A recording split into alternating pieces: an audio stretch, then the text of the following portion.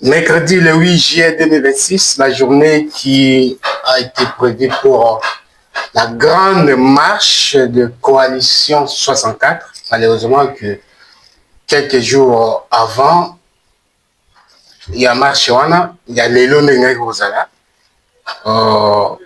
Quelques leaders de cette coalition ont été invités par le président Burundais. On a boyokani ceux qui m'assolent ni bako sola kuna. Tu évitais jusqu'alors, nous ne sommes pas d'accord au courant de la résolution de cette invitation. Peut-être tant bakoya bakopé saliso. Alors c'est ce qui a laissé de grandes questions na katia mitu ya ba population kuna kutuna entre réforme constitutionnelle et mobilisation du C64. Quel avenir pour la démocratie congolaise? Mesdames et messieurs, bonjour et bienvenue dans l'émission Nabino sur le plateau de la jeunesse.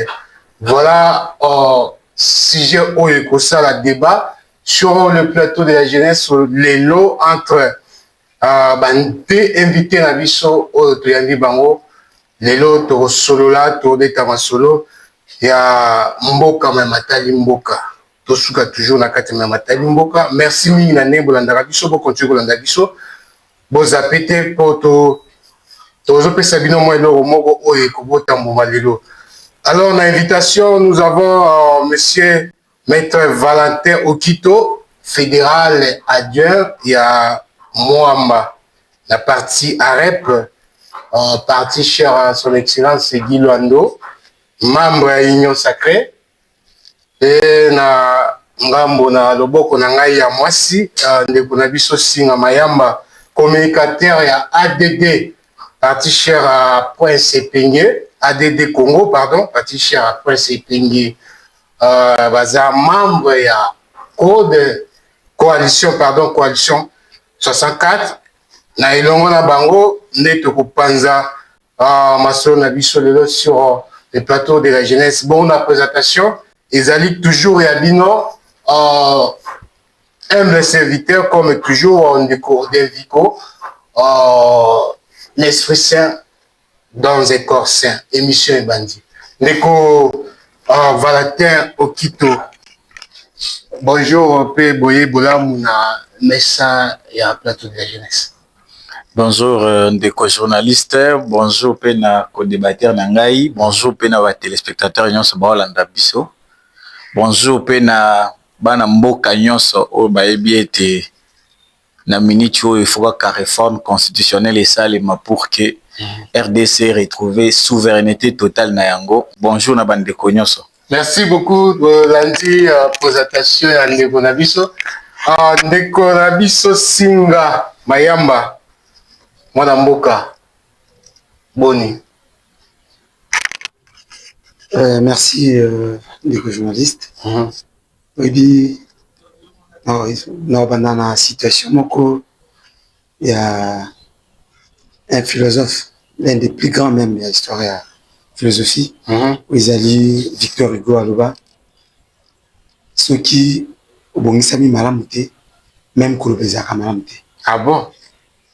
Donc la bandeko wa plutôt kabana bango plateau. Voilà. Plus précisément invité là haut. Motena bandeko nyonso bakolanda biso de partout où les lois puis balibité na problème de sécurité, bali na problème il y a l'otiliki, bali na problème ya mai et bali bongo na problème il y a bongo na bongo au wapi régime en place et quoi qu'on résoudre était fort malheureusement. Et puis merci encore une fois de plus pour l'invitation. Merci beaucoup bandeko na biso to yandi bino boye bolamu na Messa esika tokabulaka mayele tokabulaka matali politique balobi avenir to pe bomo ya mboka ya lobi ezali pona epai ya bilenge nde toye kosola yango toleki mbala moko epai ya ndeko na biso ya Union Sacrée ndeko Valentin Okito, Maître Valentin. Question oyo bato bazo tuna tozo bâti au mécano coupé sa biso quelques notions sur réforme mécanique au besoin na Union Sacrée on a ko bongo la Nibekoli Konzi mayele nini ezali na sima ya réforme constitutionnelle obino na union sacrée au lobby bobunaki na opposition pour na réforme wana na ancien contre ancien président ya mboka o meli lobino obi faut ko bongola Nibekoli Konzi yango opesa biso no mwana moi eyano muke opesa biso idée nini oyo boza nango na sima ya réforme wana. Merci beaucoup ndeko journaliste. Je crois que nako rappeler onanu que naza membre ya Union Sacrée mais naza membre ya Union Sacrée de la Nation. Ah bon? Donc Union Sacrée de la Nation. Union Sacrée de la Nation. C'est le komawate biso toza ba membre ya Union Sacrée de la Nation. O toza kotambola na vision ya mokonzi mboka Félix Antoine son excellence Félix Antoine Tshisekedi Tshilombo. Oyo ay ko kamba mboka mwana mboka o kamba mboka na ndenge esengeli. Je crois que soki otali évolution politique ya mboka na biso. Nous sommes dans un pays où la démocratie était encore trop jeune. Parce que rappelez-vous que aujourd'hui première passation pacifique et civilisée du pouvoir, il n'y a pas 10 ans. Donc il n'y a pas 20 ans pensé. Donc ça lokola tokolinga kobebisa te. Omoni atana ndaku na yo soki yo papa ozali lokola chef de famille oza désorganisé, le reste ya famille ekozala lolenge wana. Yango biso tomoni ete constitution wana o eutaki na époque moko post-conflictuelle ekoki ko kamba lisusu mboka na biso te pona ezozanga souveraineté même ya ba institution na biso. Ah bon. Toza na cadre ya mimétisme ebele na kati ya constitution wana. Vous vous rappellerez que Zalaki 1+4. Donc c'est une constitution qui a été faite par les belligérants et ça doit subir des réformes sérieuses pour que Mboka na biso ait retrouvé crédibilité dans la institution. Pour ce que tangi même na exposé des motifs, il y a constitution wana okokuta que les deux grands problèmes où ils ont rejeté Mboka na biso depuis toujours ezalaka légitimité ya ba institution. Ozomona na constitution na biso toza na ba institution moko boye non seulement que bazo sala misala te mais bazo bebisa pe mbongo ya mboka. Donc réforme constitutionnelle o ekomema biso na ko réduire très ya dépenses na kati ya ba institution pour na koyeba kozwa mbongo wana ko affecter ngo na ba biloko mosusu. Sur le plan sécuritaire par exemple toki kozwa mbongo yo Sénat ezozwa yebisa ngai na bicaméralisme tozali na yango na mboka na biso. Donc on a deux chambres. Nous avons la chambre basse et la chambre haute, entre autres l'Assemblée nationale et le Sénat. Mais rôle ya Sénat neti na mboka na biso ezalaka nini? Seconde lecture wana basalaka ya mibeko ezalaka pona nini? Donc ce sont des institutions budgétivores qui n'ont aucune légitimité. Nazomona ata musala basalaka te. Et na réforme na biso nous visons aussi à réduire les traits des institutions pour que mbongo wana ezala concentré na babiloko mususu ekoki kosunga mboka ekende liboso. Parce que les gens parfois bazo confondre réforme na violation. Réforme ya constitution za violation te. Soki balingi basa la réforme, parler de la réforme n'est pas parler de la violation de la constitution. Donc moi je pense que tout Congolais sérieux de son état a été pour mboka na biso etambola. Il faut tozongela nanu constitution wano eza mobeko yeko kamba biso nyonso toyeba nini tokoki kosala soko otali na même constitution wana bapesa pouvoir réglementaire na premier ministre mais na mitu ya ba congolais ezalaka premier ministre ezalaka président de la république. Maintenant il faut qu'on renvoyer le pouvoir na ndenge esengeli lolenge ni naza ko expliquer yango. Omoni de biso ba africain tozalaka constitution wana ezali na décalage na ba réalité na biso. Donc et comme constitution moko elle devient inefficace, inefficiente, ineffective par rapport aux réalités. Il y a de cela 20 ans les mêmes réalités ou les mêmes défis RDC zalaki nango il y a 20 ans et ça les mêmes réalités tozala nango lelo. Donc ça doit Il y a d'ailleurs un constitutionnaliste que j'aime beaucoup qui a dit que les constitutions ne sont pas des tentes qui sont faites pour les sommets. Donc, à chaque évolution, nous devons l'adapter à l'évolution. Si vous avez un moment où tout ça, par rapport à l'article 219, ils ont permettre que la révision soit des réformes constitutionnelles par rapport à est pour le moment dans l'état de siège. Alors, par rapport à la disposition, est-ce que Bino Bomoni ils ont vraiment, ceux qui bossent la réforme, ils ont une violation par rapport à l'article. Est-ce que la révision est salémi déjà? Mais il y a un besoin d'attendre. Parce qu'avant la révision pour ça, l'état de siège peut être levé de la même façon ils ont qui proclamé. Donc c'est que Bozo Bongisa qui est. Nana ebiso te que Tozo Bongisa. Mais la procédure où Tozali, Tozongiseli nanu des peuples, où yaza les seuls décideurs.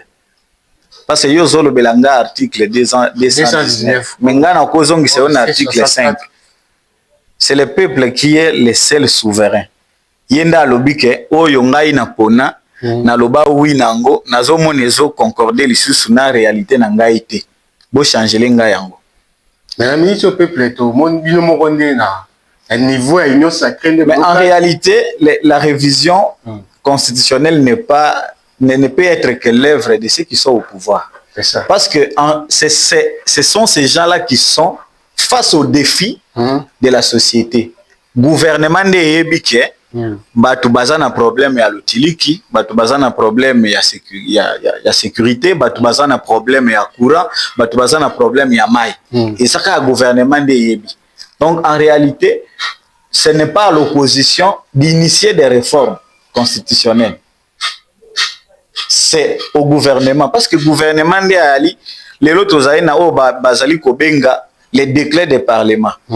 Dans le monde entier, les rôles qu'on reconnaît aux parlementaires Isaya Kokela Mibeko.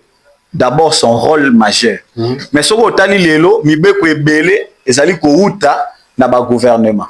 Pourquoi? Parce que ezali le gouvernement de Aza en face il y a ba défi aux populations à ko vivre mikolo na mikolo. Yango moni ata loi na biso ya aménagement du territoire. Ezali evo e wuti na ewutaki na Assemblée nationale, mais ewutaki na gouvernement sous les ministères il y a autorité de référence son excellence maître Guilo Andomboyo où il a initié loi wana ya aménagement du territoire. C'est pour na koyebisa ete ce qui réforme constitutionnelle et kozala initié et kozala te na batoyo ba kanisi ke baza na opposition bango ne ba ko initier. OK. Ce qui représente le peuple ne ba oloba ete biso to moni a parce que toza na deux sortes de souveraineté. C'est ça. Souveraineté populaire na souveraineté représentative. Ce qu'on a cadre ya souveraineté représentative ezalinde peuple ndati yo okende na Assemblée nationale o représenter ye ozoloba na kombo na ye. Donc question en donc cause en pour la réforme là bah appuyons sur vos yeux. Non, nous avons beaucoup de problèmes. Moi déjà il y a un article que je dois publier d'ici. OK. Où ezolobela pe makambo ya réforme constitutionnelle. Pourquoi? Parce que on n'a pas seulement un problème il y a ba institution. Il y a aussi des problèmes liés même à l'indépendance de la justice. Donc na cadre il y a séparation des pouvoirs. Tu as eu comment on a été net ata na cadre ya désignation ya ba juge na biso ya cour constitutionnelle ndenge ba ko ute eza eloko moko mba mususu ki to sali réforme to kotala ndenge nini ya kopesa juge wana mandat à vie po ayeba te qu'après 9 ans tango akolongwa il faut azwa nanu ba décision mais to ba ete soki net président de la République na initiative na ya bimisi 3 juges juge wana ba ebi ba juge wana ba ebi ba kokende ti mukolo ba kokufaka. Donc ce qui a déjà na garantie à bongo mayo manipulé et kozala. OK. Donc, merci. Les réformes sont très essentielles pour notre pays et pour tous celui qui aime le Congo, pas seulement parce que même ba opposant nenge baza bongo ezana air moko ba nda obeta lisolo ata bazobo ya me ba ebiete réforme constitutionnelle eza très capitale pour na mboka na biso retrouver souveraineté nango tozalata tozo ata likambo ya nomination ya premier ministre so monaki na Sénégal après élection ya président nomaki premier ministre après combien de temps mais biso awa ezwaki combien de temps donc tout ce sont toutes ces choses wana nde faut to dépouiller pouvoir wana na ba institution mosusu ezongela na mutu moko ya kozala na destin ya mboka na maboko na ye comme on l'appelle les garants du bon fonctionnement parce que lelo Félix Tshisekedi son excellence Félix Tshisekedi akozala président tim kolo ya liwa na ete ata asali réforme constitutionnelle akolongwa mutu mususu osala nini akokota mais mutu wana aya kokuta eloko oyo euti na consensus de paix na consensus ya bana mboka nyonso ezali te lokola oyo constitution tozwaki après babitumba ekomaki président de la république na 4 vices. Merci tozonga wana tondimi yango te. Merci beaucoup toyoki ndeko na biso Valentin ndeko Singa abetio toro déjà ndeko Valentin apesi raison oyo union sacrée de la nation abi ba baza union sacrée te baza union sacrée de la nation oyo baza raison oyo bazo pousser pona ko sala réforme ya constitution wana siko pona epa ngambo na bino pe bozo boya makambo wana pona ni okorele moi que allégation epa ndeko na yo pour répondre ndeko journaliste. J'étais suspendu à ses lèvres alors que éviter nos abandons Kouloba. Alors qu'il a petit à Kouloka réellement parce que jusque là depuis Bainifia projet n'a pas machiavélique dangereux suicidaire pour la République. Il y a changement à la Constitution. Nous allons en face il y a membre mon côté à l'Union sacrée de la nation. Oyo Akuki Nazalaka. Maintenant nous allons en face. Il y a Moko Nabangote ou Apesangaï. Une bonne raison valable à changement à la Constitution. Peut-être mettre tout à faire ça. Inviter Maître Kito, si réellement Azali, membre de l'Union sacrée de la nation, Nako Singana, mon conseiller toté direct, le professeur Dechi, Moyo, Giluano, à Benganaï. Aza procès Dechi. Oui, c'est ça. Bali ba professeur bah ça les preuves il y a immoralité publique. Ah bon. Et c'est si tu le là bango calanaliste, il y a pas professeur. Ah papa. Na ko sengana ye. A bengana ndeko kito na lo mango. Pambate. Cet esprit. Vous devez défendre l'union sacrée. Ndeko journaliste. Oui, bien, quand on analyse bah fait à Mboka, Mboka, l'avenir à Mboka, on doit analyser avec sans chauvinisme. Le poto balba. Et c'est tout le monde là, état d'âme, tout le monde là, appartenance à Mboka, tout à la factuelle, tout à la pélobi. Abandeli wa mbala na mbala.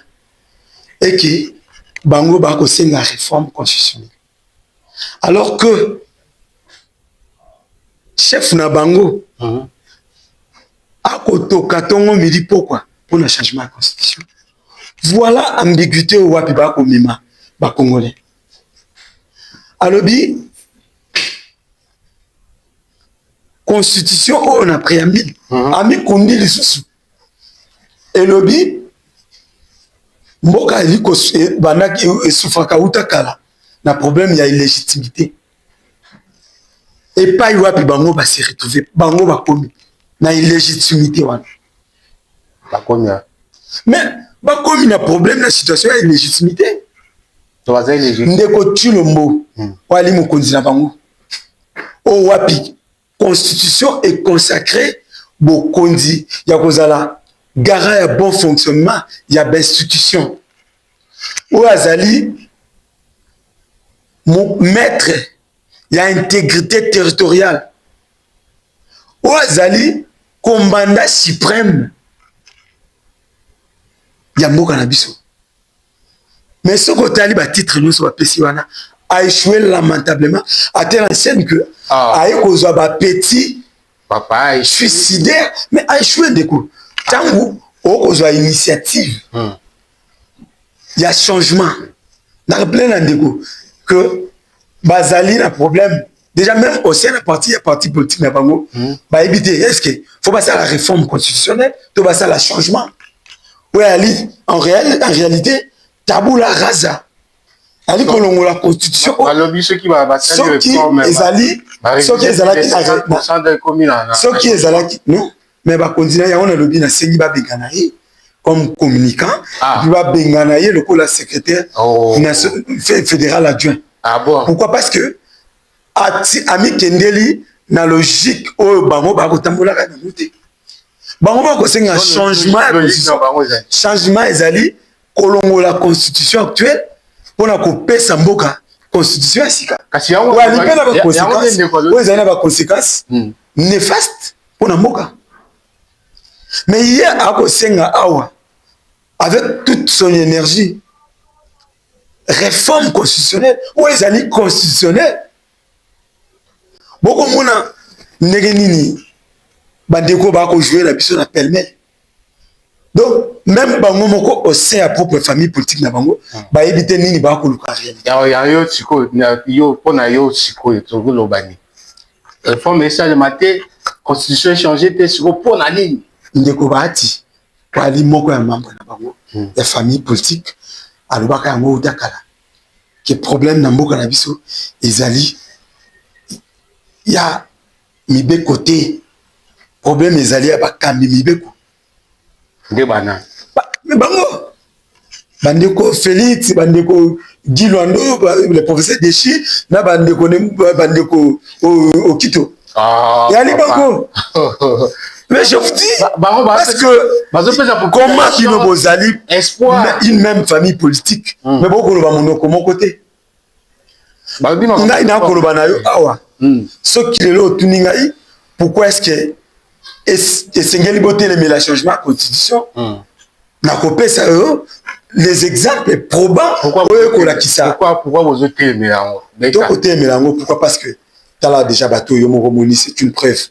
que Bali porteur il y a vision mon côté Bali attend la vision mon côté pour la mboka et que problème en réalité ezali ba texte mais ali bango ezali bango lelo oyo constitution na biso to ali bango opposer question moko omoni ndeni nde batiti ba kotiza mbala akomi non ezali problème ya illégitimité alors que c'est le problème même où esengaki mise en place ya constitution to ali nango oyo ya depuis 2006 moko ya bango tango bazaki na opposition alobaki na mbokili mobimba moko ya ba professeur de Chisusu de combattre alobi na biso aloba na Congolais alobi nous avons la meilleure constitution de l'Afrique subsaharienne mais les mêmes constitution pour Bani et comme Abendeko ndeko journaliste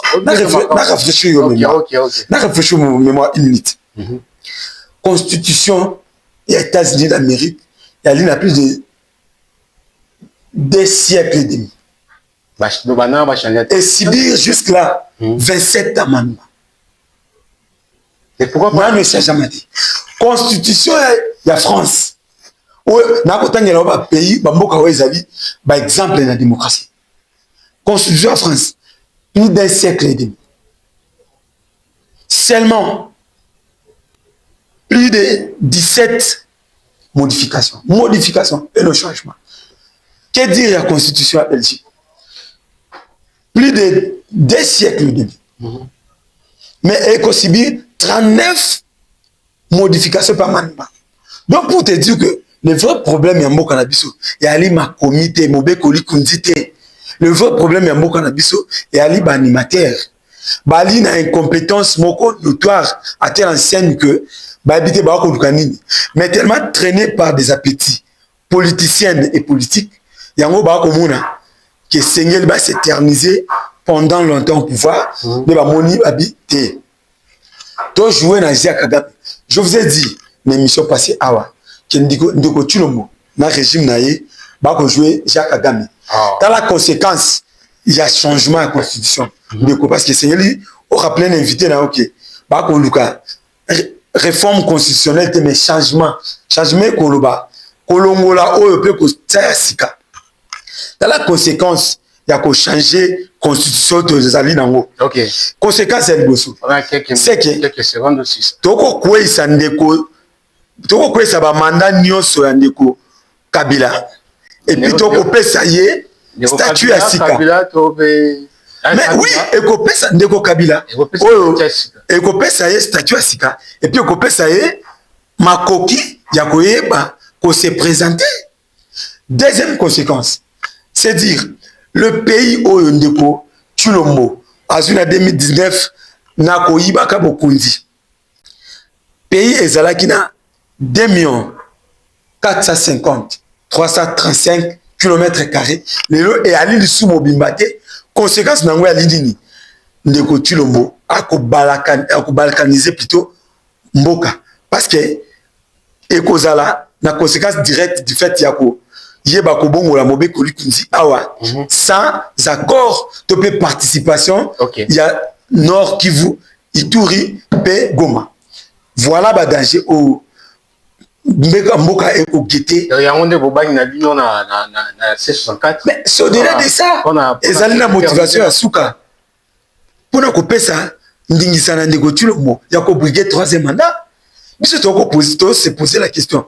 Pourquoi avoir attendu 7 ans après au pouvoir pour n'avoir initiative yango?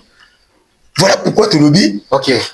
Projet machiavélique wana et le collègue ce comme quitté et même bango bandeko ben dit bien que ba ko jouer kana jeu ya mauvais goût et que projet wana et collègue kaka ce comme quitté. Merci ndeko singa lobi projet wana bo matabo kita et komatate ndeko biso Valentin oti koyoka ndenge negosinga sakoli yo asukoli yo alobi azwengisi yo na mulongo ali ba makanisi nyonso oyo bozoya nango yo kutu ifo obenga na yo wabenga na yo na union sacrée babengani yo na parti politique balongoli yo na banini wana bagrade nyonso oza nango parce que idée ozopesa par rapport na réforme constitution eza concordé te na makanisi ya bakonzi na bino. Pour répondre hier, moi quelques minutes, et tu attends si koyo, pour répondre au sabiso et à nous na par rapport à thème na biso tu es na. Bande na biso ya C64 conformément par rapport na réforme constitutionnelle na bino au besoin nango, ba ici qui va mobiliser pour na ba marche et tout consort. Mais subitement tout le monde babengi bango to éviter ce que zaki j'ai na bina union sacrée nde bobeti bango double patte ce que zaki ndenge nini to éviter siko mituna ezozala entre bango na bino peuple a coupé sa confiance et pas ya nani pour l'avenir na mboka répondre à ndeko na moi validation ba moi merci d'abord abetaki yo et puis après merci ndeko journaliste ngakutu tangu nazoya nakanisaki ete émission ekozala émission moko cadré zoka ndeza émission moko na ko partager plateau na ndeko moko ya za agité agité makasi na ko yebisa ye nano eloko ya liboso nga nalobelaki préambule te mais nalobelaki exposé des motifs parce que différence ezali entre exposé des motifs na préambule baza na même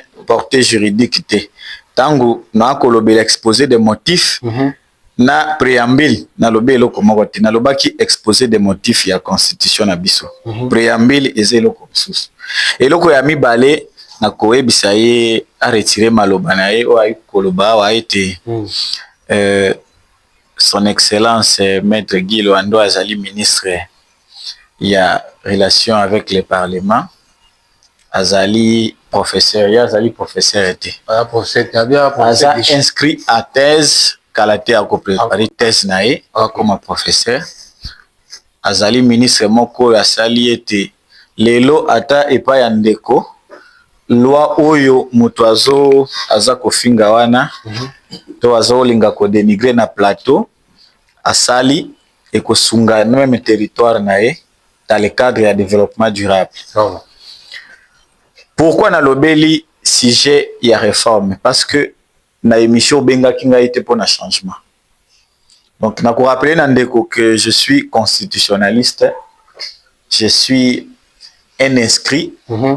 Déjà, naomeka kusala nakoki ko défendre mémoire nanga ya DEA na droit constitutionnel. J'ai dit oyo soki université na mibeko na ya pesinga y communiquer. Donc na lobeli réforme awa parce que les thèmes il y a débat ils ont porté sur les réformes constitutionnelles. Les thèmes il y a débat ils ont porté sur les réformes. C'est pourquoi j'ai osé toucher les réformes. Mais soki na Nathalie Malam bango ba kozanga argument. Yo tango ozwa RDC oyo azalaki découverte après 500 ans après que les États-Unis existent. Oko comparer Congo oyo azali na démocratie jeune. Oko comparer na États-Unis d'Amérique oyo a existant 500 ans avant nous. Est-ce yo zali na mboka na biso to ali na mutu moko oyo aza na age wana? Amen. Donc ça veut dire que Batouana tokoki même pas ko poussana pembei na bango na lolenge ya ko raisonner parce que ils ont construit déjà ce qu'on appelle une nation. Biso a o mona ndenge ndeko président de la République Félix Antoine Tshisekedi a ko bundana mpona unité. Soko tali lelo muke to kendara mingi na ba division. Nous sommes dans un pays où tous on a ba ethnie. Maintenant il faut tangu tokosala ba réforme ya constitution na biso pona koyeba ndenge nini ya kolongola biloko oyo ekozongisa biso ya na makambo ya tribalisme kozongaka na makambo ya na carte d'électeur na yo batuna province d'origine ngana yo tokoki ko partager plateau moko awa ya sanke na yebe sika outi. Donc constitution oyo ndeko le président de la République son excellence Félix Antoine Tshisekedi akutaki eza constitution eutaki na bitumba oyo même ye moko ayebaki ke pouvoir au peuple apesiye akoki jamais kolongwa sake atiki la peuple oyo constitution moko oyo eza légitime oyo kobima na lolenge ya malamu sake tozala na baguerre sake tozala na makambo. Donc élément ya suka nalingaki na soulever pona ndeko ezali nini tomonaka ya cité a cité États-Unis na France. Tout le monde a mikila cité wana soki ba opposa baza na posambo ketambola basala gandengeni ole ya biso oyo tozo proposer bino boye na proposition na est-ce bango déjà babimisa proposition na bango ata marche na bango ya lelo soki salami te po awa pona kozo avion Burundi okoya awa ebi marche oyo obengisa kibatu bande na batu te ba kolanda bango batu nyonso baza ranger na sima ya mokonza mboka po bayebi ete soki kaka mboka na biso ezwi constitution ezala Rwanda ezala Uganda bato bazo s'ingérer na makambo ya mboka na biso il y aura plus ces ingérences là pour ce kotali ndeko Kabila l'ancien président atikela biso ba généraux atikela biso armée oyo mokonza mboka ayena nukobunda pour réformer yango pour komisa yango une armée légitime qui répond aux soucis de la population et qui répond aux critères ya kozala kobenga mapo moto a ozali yo ozali kolala ndenga na boye toza ba civil to silisi émission awa okay na misala na mususu ozongi okelala mais moto a kolala libanda pona kobatela yo aza muto ya kopesa limiema makasi fo azala pende konayo mais soka aza mutu moko ba imposa bino na mboka mususu ya bapaya bayana ekoya importance ezaka a découvrir ba mine a découvrir ba richesse amemaka aye bakandeni nya okendaka nango epana bango omona ke makambu nyonso ekotambola malamu te. Donc bandeko baza na intérêt makasi ya ko soutenir mokonza mboka parce que même ba opposa baza na devoir wana bala mususu ya ebite que l'opposition fait partie na ba composante ya bonne marche ya mboka. Donc bango pe faut bayaka na pena ba proposition ba lobi bon bino bolobi awa kezali kambo ya ba institution mais biso to ayi komona kezali boy peut-être que boyo ba bango te hein tokoyoka bango ndenge nini nga depuis na bandi awa est-ce que na fingi ata opposant moko est-ce que na bengi ata opposant moko deshi baza na ba professeur kuna na kati ya opposition na bengi ata mutu moko deshi te parce que tozali na oyo tobengi décalage entre opposition et majorité. Il y a un décalage. Ezana bao bazana souci, ya mboka, ba mususu bazana souci, ya ba poste. Seconde, moi mutuna mukena.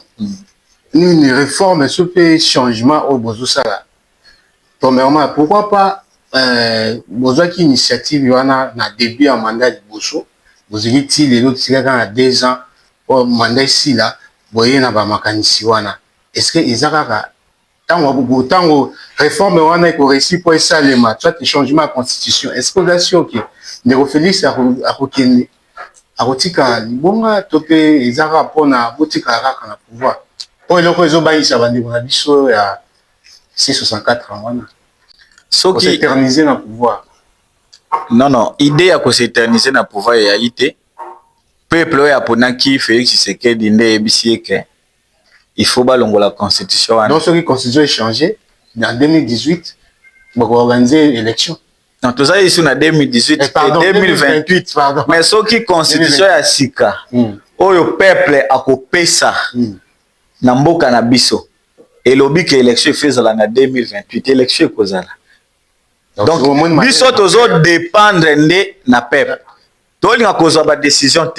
Et je crois que le président de la République, là où il se trouve, il ne se décide pas attaque le président de la République. Mais il agit au nom du peuple. Et il laisse tout entre les mains à peuple. Peuple, on a appelé ça le pouvoir. Le peuple, on a repris la constitution. Oyo ya lingi etant bisamboka. Et ça a été un de Félix Ndea. Lenga zobenga yende. Pesa biso article moko na kati ya constitution o bomoniki. Eza bien te o ba bongo.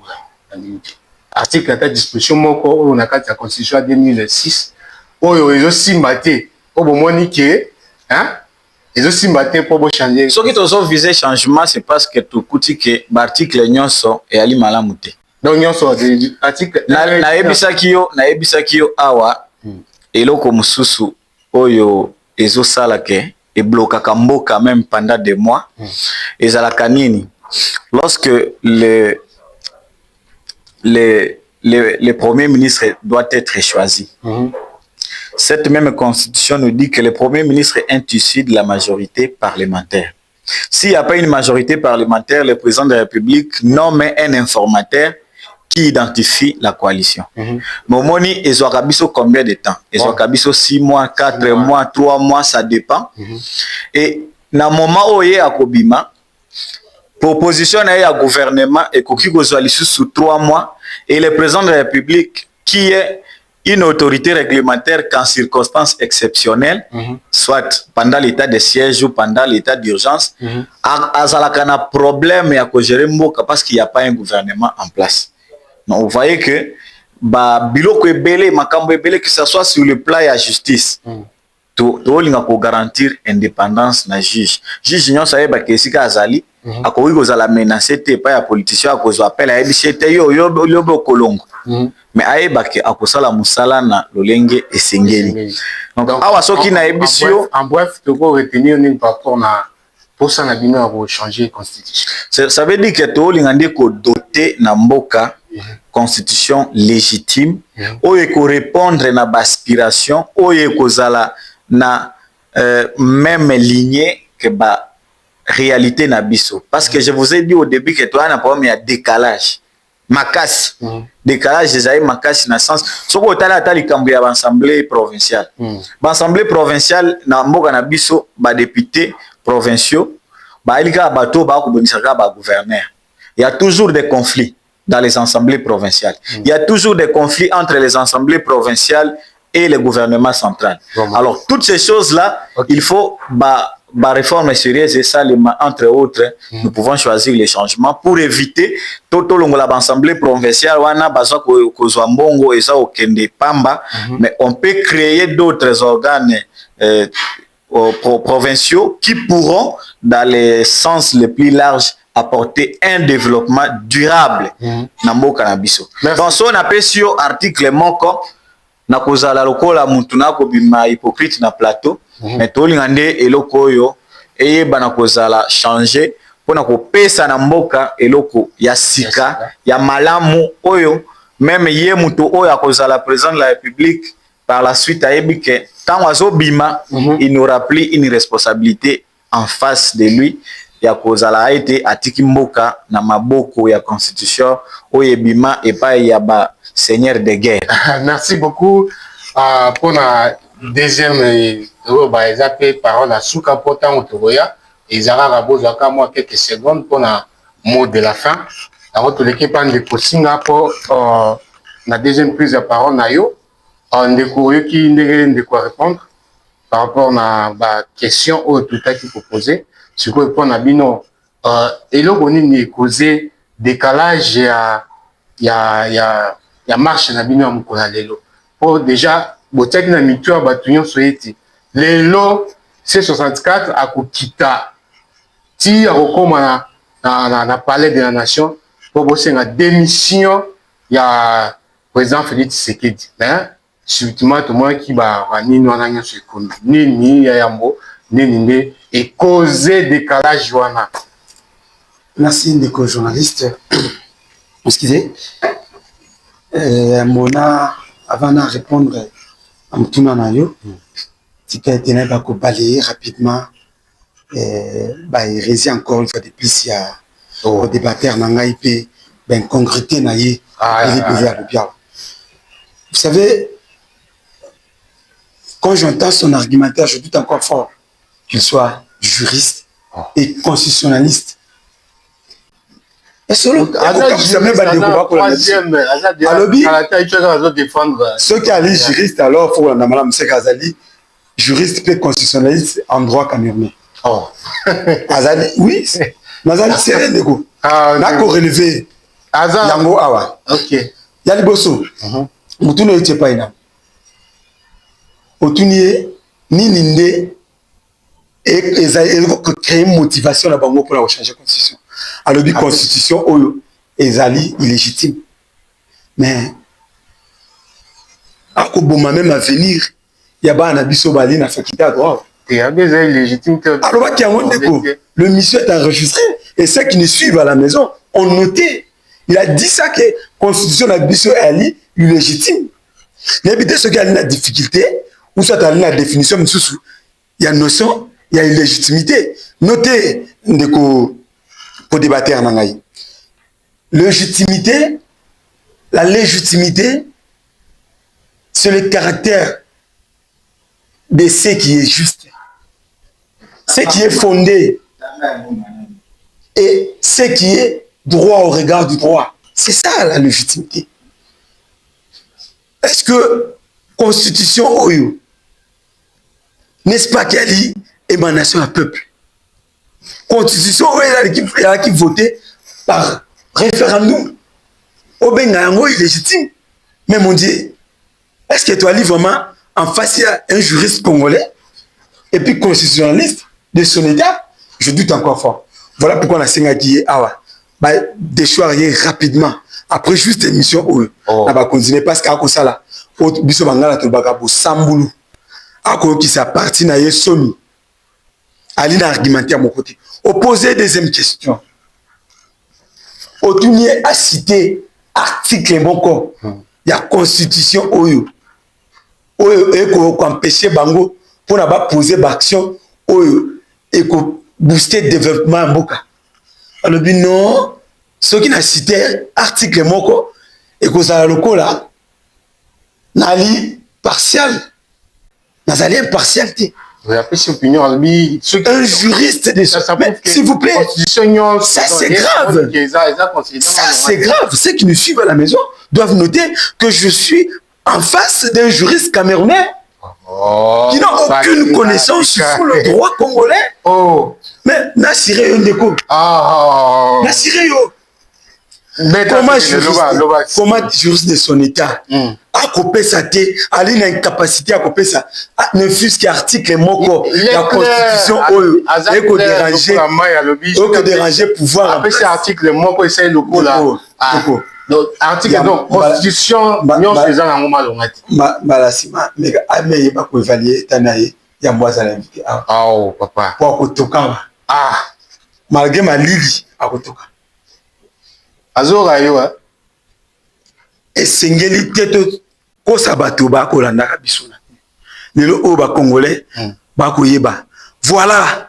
Ba spécialiste o union secret à côté de lobby on a ba évaluer pe ba ko dénicher ba problème o e ko bitaka constitution na biso o bazali na incapacité na 600 ndeko o bazali na incapacité ya ko relever le fisc article moko ya constitution actuelle il y a 18 février 2006 o e ko empêcher ka ndeko Chilombo na famille politique naie pour na koyeba ko gérer mboka malamu. C'est quoi article ni des autres petits changements. Article ni des autres petits changements quoi. Mais c'est clair. Aux autres petits sapenza qui déjà constitution changé. La situation actuelle. Article 220. Petit changement. Bandeko ba bien. La situation actuelle là le bien la situation actuelle de la langue alors que Est Yamboka et Alina état de siège article 219 220 là si ça ne poser question article ok mais intention même wana ndé reconstituer pour la bango infraction comment ça intention wana ya kolongola yango toko senga na bayi kongomani baso lokola lelo oyo ndeko ya union secret a mis la kisi bolumbu na bango na intention na bango était bali en réalité n'a besoin de changer constitution pour ne pas s'éterniser pendant longtemps au pouvoir mukolo congolais tata to mama okoyeba que état de siège et ali levé et sengeli boyeba que parce que ndiko ndalo bien et sengeli boyeba que et sili balimba bongola Obekoli Kunzi pona batikala yango na biso makoki epesemeli biso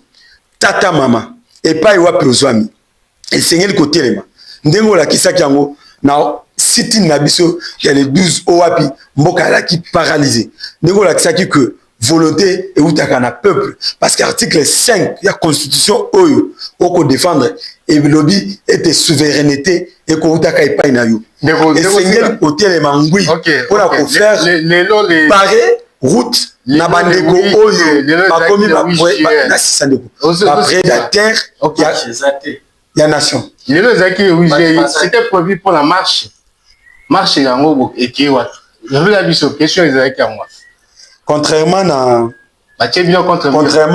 bandeko ya union sacrée plus précisément ndeko Kabuya ou api azaka na instinct biso to ali poli oyebi que le président Ndayishimiye ali moko ya bakambi ya union africaine actuellement et donc pour nous ezaki poli te ba bongo na ko répondre na invitation na et puis te ba ko sursoir journée ya mukolo ya lelo pambate bango balaki na mobembo bazonga kilobi balaki na mobembo pour na ko répondre l'invitation ya président de l'Union africaine où ils allaient qui important parce que et tournaki na problème question ezali est-ce que teni date ezalaki ezali maintenu to ezaki reporté to ezaki effacé coloté to poussi yango et les réseaux sont valables réseau ya ligne simple manière ya robeta bino moi ndeko vous êtes sans ignorer que la paix a changé de camp. Bandeko na biso ya union secret ba ko banga. Ba bi bien que démarche suicidaire. Ba bi bien que démarche suicidaire au wapi bango. Ba poni et ko tenir té. Ba bi bien que peuple ali na bango té. Voilà pourquoi ba kei ko lela. Ndeko Ndayishimiye okoko solo na bandeko té. Oh, donc Félix est là sur a saigné dans les Ndayishimiye à sur la bine. Mais ce qui olandi, bah popo ande Ndayishimiye à l'obiboué. Le col école mon côté au Kokozala. Nabokabwani à son sein. Et bazanga kozala sika moko pona koyeba koyokana. Bah popo ya président Union africaine ezaki owana.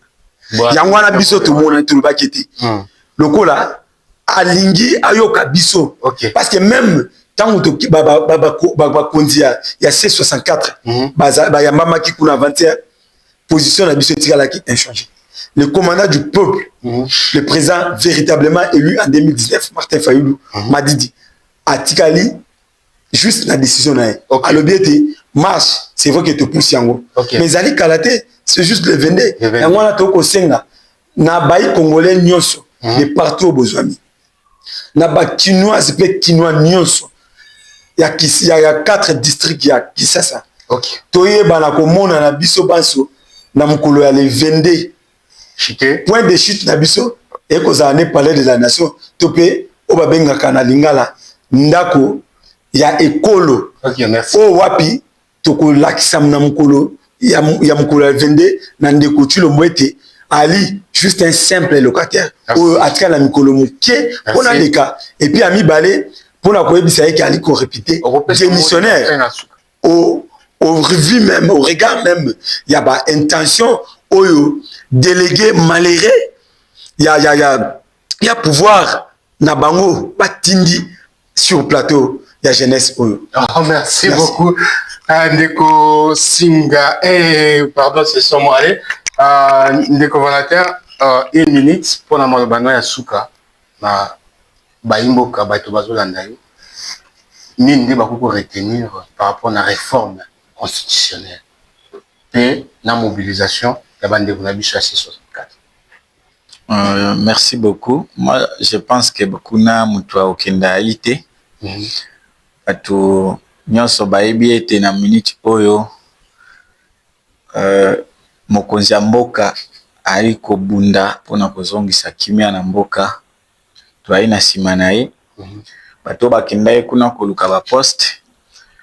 Je crois que ndeko bandeko ya opposition bazoluka réellement bazoluka ba poste parce que je vais vous rappeler que likambo ya dialogue basengi yango lelo te babanda kosenga dialogue depuis kala alors que le président de la République était toujours farouche aboyaka dialogue parce que dialogue ekozala kaka ko détruire gouvernement ngai na kota oya bima ngai na kotisa mutu na ngai et rien de sérieux. Alors le peuple est déjà vigilant tozali na sima ya mokonzi mboka tokotambola na vision na ye malembe ndenge tokende pona koluka lolenge nini ya ko réinventer avenir ya Congo parce que jusque là tu as un problème oye ko bloquer biso partout parce que mibeko ya mboka ya ko bloquer na makambo ebele biso to ko réinventer avenir oyo mokonzi mboka ina vision wana. OK, population congolaise ba ozana simanaye parce que ako sala ngo tepo na ye moko vraiment. Je vais vous rappeler que le président de la République n'a pas l'idée de personnaliser les pouvoirs ou de patrimonialiser les pouvoirs. Mais pour ça, na ye alinde ke muto ya koya na sima na ye azala na ba problème mon côté oye alaki confronté nango. Je vous dis la RDC n'a jamais connu un président de la République aussi courageux que son excellence Félix Antoine Tshisekedi Tshilombo.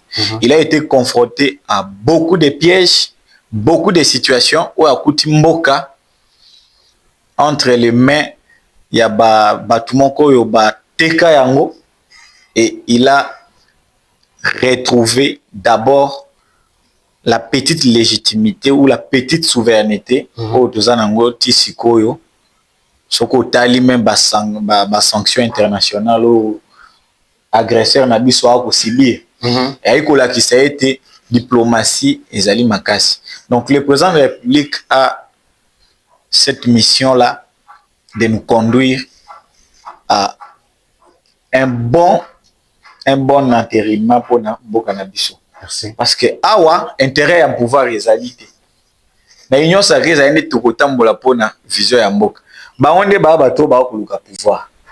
Le président de la République a déjà un pouvoir. Pour akoki koloba ete azana no na mandat na ye akoki kotika la paix asilisi mandat na ye organiser pe élection akei mutu ya opposition azui confronté aux mêmes situations au moins que ça malamu te.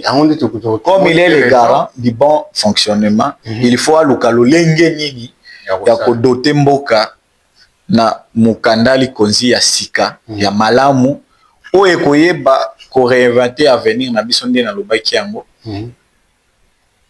kofinga ya mabe na plateau soko oye sala émission yebaka ete awa soki nalingai kosala débat ya kociter barticle mbala mosusu il y a des dispositions na constitution wana oyo tobengaka na droit constitutionnel ba disposition intangible ya ina compréhension mosusu na yango nga mpe na compréhension mosusu parce que aucune constitution au monde ne peut prévoir son changement.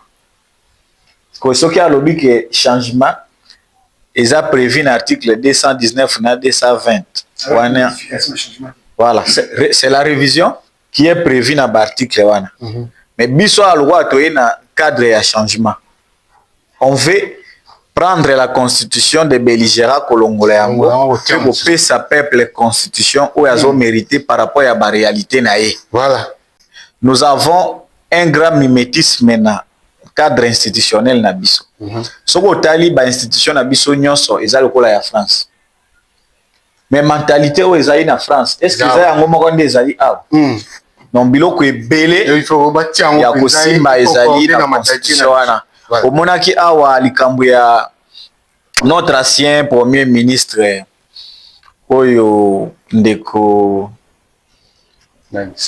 ndo te ndeko oyo ya parti oyo ya opposition ndeko nani oyo akimaki justice oyo azalaki condamné par la cour constitutionnelle. On était buté à un problème on était buté à un problème où on se retrouve devant un vide juridique. Constitution et pesa biso ningisate ya koyeba que premier ministre il faut assambisa ancien premier ministre il faut assambisa la juridiction terre. Ce sont des choses qui peuvent encourager l'impunité.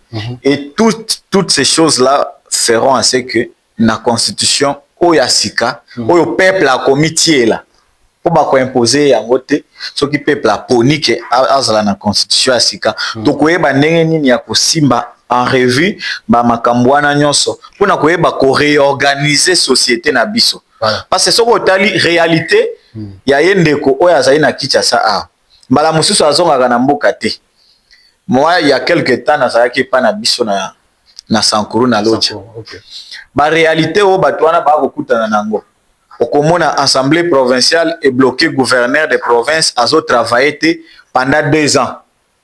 Gouverneur Asika a eu élection Salemi a travaillé même pas 3 mois ba pêcher les sous mention balongo lié mais bato ba ali kuna ba ko vivre na enclavement total ata gouvernement central abimi simbongo na cadre ya ba subvention na ba ETD mbongo wana ekomaka te parce que ba institution oyo il faut ezwa en charge développement ya ba entité wana ezali na ba conflit yango nde il faut ko dépouiller ba assemblée provinciale ba pouvoir wana koyeba ko confier ngo na ba organes les plus rapprochés à population pour na ko trouver ba solution. Maloba souki za été ndeko ayeba ko tosaka prochainement tango ye na émission oyeba ko tosaka ba konzi ya mboka parce que ata ye nzamba koki ko établir ye lobby mutoyo akozala na opposition azana na obligation ya liboso ya ko respecter. Le président de la République jouit de certaines immunités même sur le plan ya kozwa maloba na yo faut koyeba ndeni ya ko Isaïe d'ailleurs dans la Bible l'autorité établie par Dieu et par la loi. Je reviens dernièrement à la définition de la légitimité. Na soki na kei na cadre ya science politique, lorsqu'on parle de la légitimité, c'est le pouvoir qui est accepté par tous et qui a été exprimé valablement par la majorité. Adi ngai na yo toponi ye mokonzi. Légitime. Parce qu'il y a des choses, il y a la légitimité et la légalité. L'égalité a été rappeler ma condition pour le mibeko elobi ndenge mokonzi mboka azalaka élu, il est légitime. Mais pour azala légalement, il faut ça là a prêté serment devant la Cour constitutionnelle. Wana komaka légal. Donc, napesi ba Congolais nyonso balandi biso mbote, bozala na sima ya mokonzi ya mboka. Napesi bandeko nyonso ya parti cher à son excellence Maître Guy Luando Mboyo, agissons pour la République, AREP en sigle, les partis de ma génération, les colibris. Napesi bino mbote esika nyonso bokolanda biso. Napesi na interfédéral adjoint le professeur Carlos Kalombo Lukusa. Napesi mbote maître Nangai. Napesi mbote na professeur Léo Odimula. Napesi mbote pe na bana moamba nyonso ngai na iko kambana parti politique na biso AREP, le seul parti oyo eyebi ko booster makambo ya mboka na biso, ko soutenir makambo ya mboka na biso, biso toalité na camp ya division. Okay. Ya ko soutenir ba rebelle, ya ko kende koluka pouvoir, mais toali na ka oyo ko soutenir makambo oyo e ko sala ke mobeko likonzi oyo ezalaka lokola symbole ya unité ya mboka. Toyeba ndenge nini ya ko changer yango po biso peuple tondimi yango. Voilà. Bandeko marche na bango babeti fiasco nayebi ete ekosala pasi. Ah bon. Mais bakomona mutu te. Voilà. Merci. Bakinois bakoya te ata bopesi bango mbongo bakokende te parce que bandimi ete mokonzi ya mboka atikela bango la seule richesse. Et puis je vais revenir en dernier lien na eloko oyo atakaki prof Mbata, qu'à l'époque prof Mbata aki kolobake constitution ane ezalaki constitution la meilleure du monde. Mais à l'époque là, cette constitution répondait aux réalités de cette époque. Est-ce que date wana salaki déclaration wana na date ya lelo ezandenge moko? Ma réalité est changée, ma défi est mati. Okay, et merci. puis ma kambe belé, je crois que bana mboka ba ebiete constitution na biso et ay ko bloquer mboka. Voilà. Il faut ko ebandeni ni ya ko sala keto cha mususu pour que mboka ekende liboso. Merci beaucoup ndeko Singa Malbano ya suka pour clôturer l'émission là-dessus. On a constaté, et d'ailleurs sur les cas, il y a des téléspectateurs au Bakolanda Bisso, alors qu'on accorde qu'une minute seulement, a débordé jusqu'à 8 minutes la prise de parole à Souka. Nous allons très structuré. Merci. Et conçu dans le Malbano. Et c'est bana mwamba oyo ndeko ako gérer va prendre acte la décision que l'on a à sali preuve il y a amalgame à sali preuve il y a une préparation à sali preuve il y a nos conceptions il y a idéologie même il y a plateforme où il y a ali ko faire partie de la maman. Pour na maloba suka. Toko senga na bana changu mwamba funa pe lukunga nyonso na koyeba ko telema lokola mutu moko na mukolo ya le 22 juillet ya mois oyo tozali. Biso banso te ba ko kutana bongo devant parler de la nation pour un objectif mibale. Il y a Liboso. Koebisa ndeko sur le mois locataire. Kwa kolungwa kalate wana était à kozala atana 2 secondes te pour na kobongola mobeko likundi pe na kotika la libela na bokundi. Pe a mibale au regard il y a bendis il y a irresponsabilité, il y a incompétence na même. La gestion à Moka et Singeli a démissionné et Atika, magistrature suprême, de fauteuil. Encore une fois de plus, merci pour l'invitation. Puis, la PSI, merci pour la réalisation de l'émission.